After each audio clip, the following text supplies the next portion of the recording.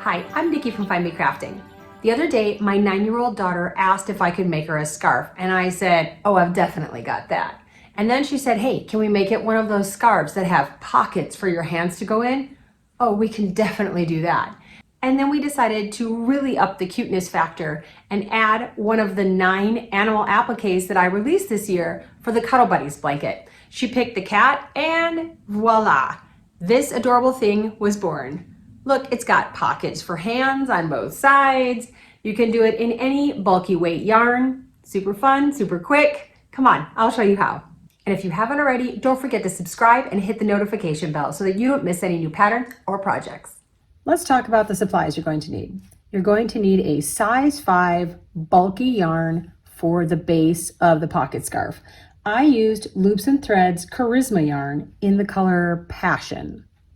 And for the border, I used Bernat Pipsqueak yarn in the color Whitey White. You're going to need a J 6mm hook. Optionally, I like to use these sewing clips when making the pocket on the scarf so that I can fold the fabric over and clip it in place before I attach it. You're also going to need whatever supplies you want to use for the applique that you're going to put on the pocket. This kitten is one of my patterns. It is a Cuddle Buddies blanket pattern, and there are 8 others in addition to this kitten. But I will put a link to all of these free patterns down in the description box so that you could make any of those 9 patterns on this pocket.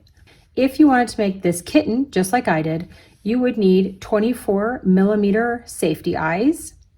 You would need more of the Bernat Pipsqueak yarn in Whitey White. For the ears, I used Premier Little Bunny yarn in Teddy Bear, and this is Red Heart Huga yarn in Ink.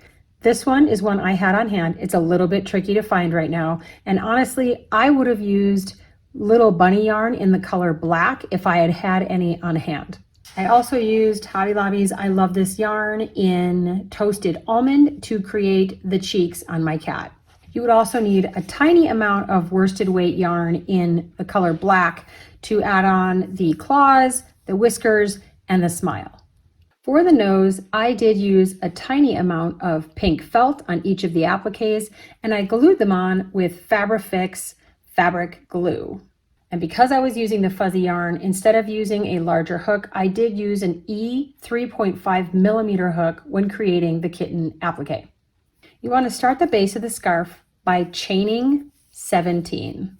1, 2, 3. Now, beginning in the second chain from the hook, I'm going to do a half double crochet, which is a yarn over, go into that chain, pull up a loop. I have 3 loops on, yarn over, pull through. I'm going to repeat that half double crochet for the rest of the chains. It'll give me a total of 16 half double crochets.